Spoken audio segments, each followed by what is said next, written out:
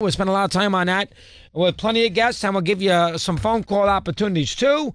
Let's start with Howard in Rochester, New York. He's a huge old NBA fan. He wants to talk his Kings, who, don't forget, are original Rochester Royals, who then went to Cincinnati, and then he went to Sacramento. Go ahead there, Howard. How are you? Right, Chris, but one quick thing. On your show today, you almost brought me to tears talking about Tony Horton. Oh, my God, Tony Horton. I went to Kent State, so went to a lot of Indian games in those days. Tony Horton was a beast.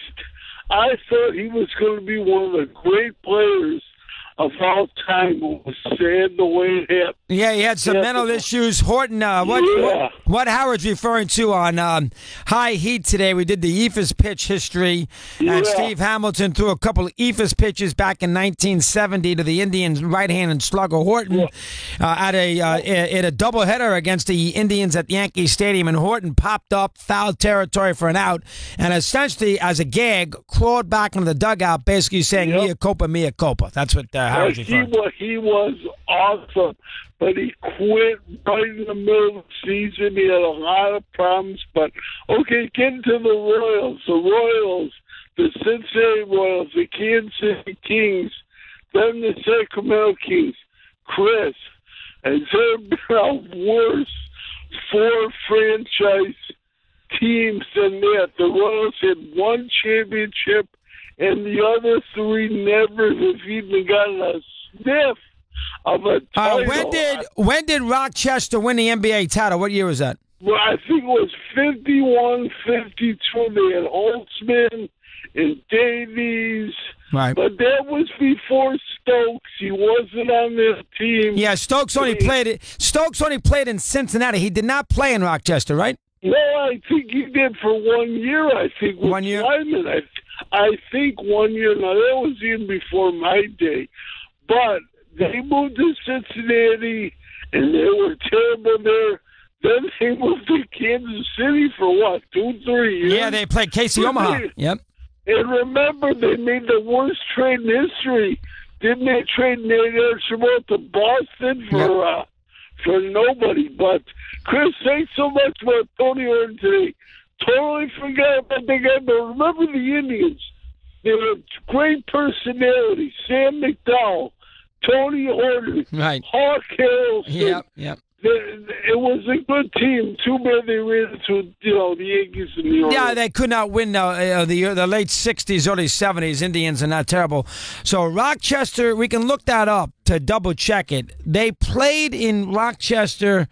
I guess they went to Cincinnati 57, 58. Eddie can look that up because Oscar obviously was drafted after the 59-60 season, and he played his whole career in Cincinnati before he got traded to the Bucks. So Rochester must have gotten to the Cincinnati in the late 50s, maybe middle 50s, and they won the title there in 51. I'll have to double check that. I knew they played there.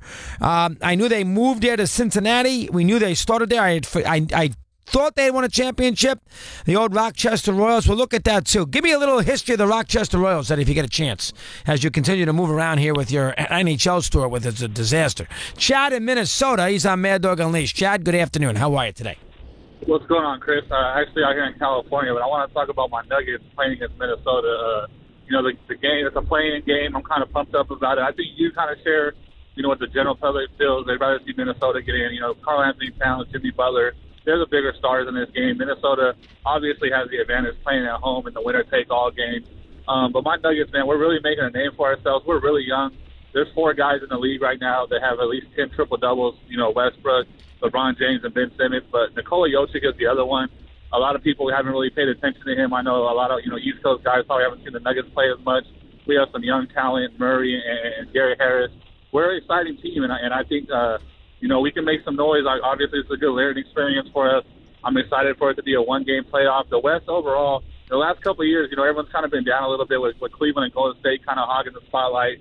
But, this Western Conference playoff race has been exciting. 4 or 5 teams still fight for position going into the last night. I mean, the NBA has to be happy about that. in this last playing game. I think it's going to be exciting. It's a business against Minnesota. Yeah, listen, anytime you go down to game 82 and you're playing for a playoff spot, that's something good. And it's a good.